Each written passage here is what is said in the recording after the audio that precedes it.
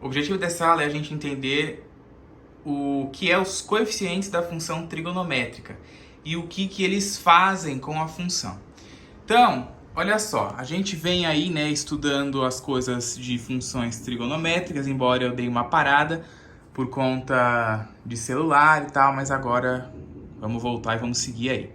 Então, ó, funções do tipo trigonométrica. Primeira coisa, você tem que bater o olho na forma genérica da função e identificar qual tipo de função que é. Como que você sabe que uma função desse tipo é uma função trigonométrica? Porque ele vai ter, né, escrito aqui um seno, um cosseno, uma tangente, uma secante, uma cossecante, uma cotangente, por aí vai. Porque isso são funções trigonométricas, né? Lembrando lá da trigonometria do começo, né, que a gente já viu, que tem aqui playlist sobre trigonometria no triângulo retângulo e tal, você observou lá que você tem senos, cossenos, tangentes, por aí vai. Tá? Então você identifica o que é uma função trigonométrica quando você vê um seno, um cosseno, uma tangente e por aí vai. Ok? Então, isso aqui é a função genérica, é a função elementar, né? É a função que tem só as letras e não tem nenhum número representando elas, né? Porque isso daqui eu estou generalizando todos os tipos de funções seno e cosseno. Eu não coloquei a tangente aqui, porque a tangente, o gráfico dela é totalmente diferente das funções senos e cossenos, né? O gráfico da função seno e da função cosseno é igual. Você observa diferenças nesses gráficos analisando períodos da função, né? Você consegue distinguir a diferença delas. Mas se você pegar a função tangente, você vai ver que ela é totalmente diferente disso daqui. Então, por isso que eu não coloquei ela aqui agora, certo? Então, a gente tem aqui, ó, os coeficientes A, B, C e D. E aí, ó, as funções definidas por f de x igual a mais b vezes seno de cx mais d, e as funções g de x igual a mais b vezes o cosseno de cx mais d, onde essas letras aí, A, B, C e D, são números reais, com o B diferente de zero e o C também diferente de zero. Por quê? Porque se o B e o C for zero, eles estão aqui numa multiplicação. Se eles forem zero, vai ficar só A mais D. E A mais D não é uma função trigonométrica. Para ser função trigonométrica, tem que aparecer um seno ou um cosseno. Se você multiplica o cosseno por zero, vai dar quanto? Zero. Qualquer coisa vezes zero é zero. Se você multiplica aqui o x por zero, também vai dar zero. Então, vai ficar zero vezes o cosseno, que é zero, e x vezes zero, que também é zero. E aí vai sobrar só A mais D. E A mais D é uma função constante, né? Uma função que só tem aí o número, certo? A gente já viu aí também mais para trás no canal sobre função constante.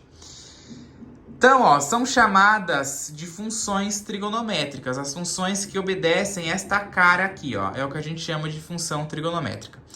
E muitas delas são relacionadas a fenômenos periódicos, como a variação dos mares, né?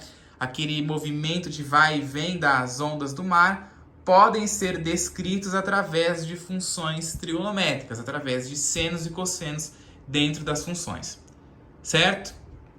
Então, retomando, ó, você bateu o olho numa coisa desse tipo aqui e viu seno e cosseno, é uma função trigonométrica, certo?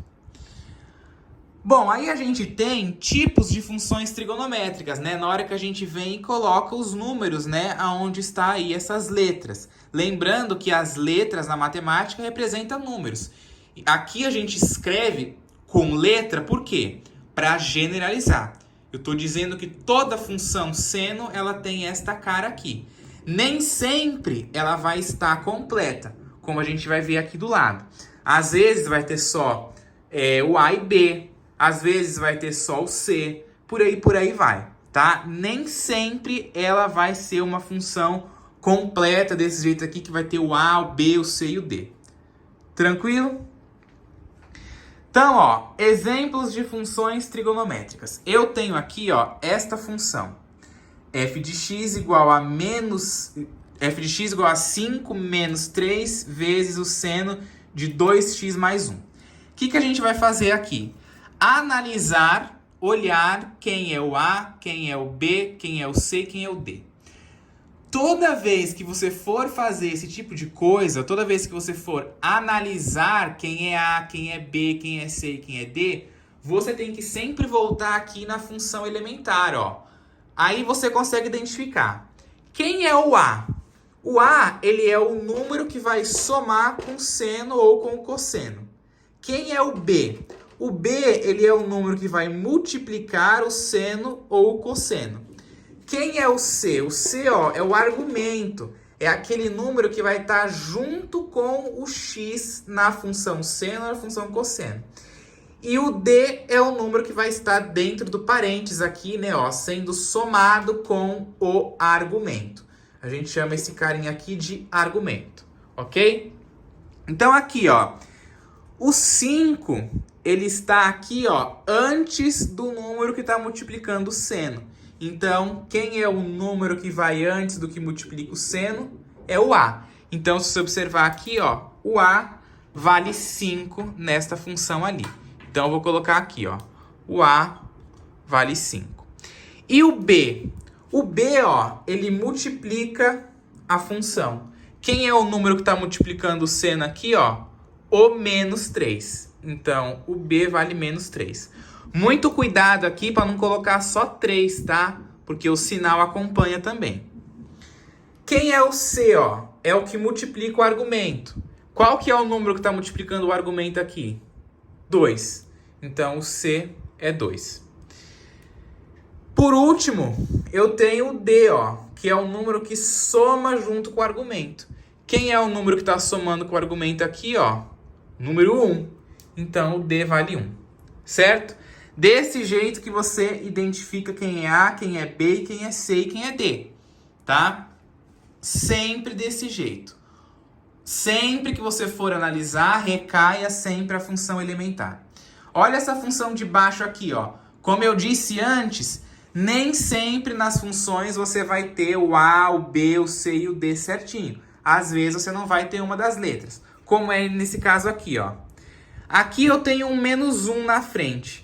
Esse menos 1, ele está fazendo o que aqui? Ele está junto com quem? Você analisa, ó. Ele está na frente do que está somando aqui, ó. Então, ele está representando o A, que vale menos 1, certo? Tem que tomar cuidado, porque às vezes nessas funções assim que não são completas, né? É comum das pessoas às vezes errar. Quem é o B? O B é o número que multiplica o meu argumento, né, ó? Que multiplica aqui, desculpa, o seno ou o cosseno, né? Qual é o número que está multiplicando o seno e está multiplicando o cosseno aqui? Nenhum, né? Só que você vai fazer o quê? Você vai colocar 0 aqui no B? Não, de jeito nenhum. Porque o B, ó, não pode ser 0, né, ó? O B e o C tem que ser diferente de 0. Se o B for 0, isso aqui deixa de ser uma função trigonométrica. Então, o B vale 1, né? Ó, é aquele elemento neutro aqui que está multiplicando o cosseno. Então, o B aqui não é 0, é 1. Quem é o C? O C, ó, é o que multiplica o argumento. Quem está multiplicando o argumento aqui? O 3. Então, o C vale 3. E o D? O D, ó, é o que soma o número que multiplica o argumento. Tem algum número somando aqui? Não. Então, ele sim vale 0, tá? As únicas letras que podem valer 0 é o A e o D. O B e o C nunca podem valer 0. Muito cuidado nisso aqui, tá? Ó, prestem bastante atenção nisso aqui que eu falei. Eu vou até repetir, porque isso aqui é muito comum das pessoas errarem. Muito comum. O A é sempre o que está na frente, o que soma ou o que subtrai. Tá vendo, ó? É o que fica na frente, antes do sinal de mais. Ele é o A, que vale menos 1. O B não tinha nada aqui. Só que o B não pode ser 0, ó. É a condição de existência até da função trigonométrica, ó. Ela tem as letras A, B, C e D, que são números reais, e o B e o C tem que ser diferentes de 0. Então, se o B não pode ser 0, ele vale 1, que é o elemento neutro da multiplicação. Né? Toda vez que não tem nada aqui, vai valer 1, certo? Se tiver o número, que nem tinha aqui, ó, 3 vezes o seno, sei lá, 5 vezes o seno, 10 vezes o seno, aí você vai colocar o número que tiver ali. Mas toda vez que não tiver nada e tiver indicado seno ou cosseno como aqui, o B vale 1. O C é aquele que acompanha o argumento, que é 3. E o D é o que soma o argumento, que como não tem nada aqui, vale 0. Ah, não tem nada, mas não é 1? Não, né? Porque aqui vai estar somando, ó. O D ele está somando. Para ser 1, tinha que aparecer o 1 mesmo, igual aqui, ó. Tá vendo? Aqui era 2x mais 1. Aqui não. Não tem nada, vale 0. Ah, e se não tivesse o A também, ó? Se fosse só assim, menos 3 vezes o seno de 2x mais 1. Se não tivesse o A, ele também vale 0. Os únicos que quando não tiver, não vai ser 0, é o B e o C. Certo?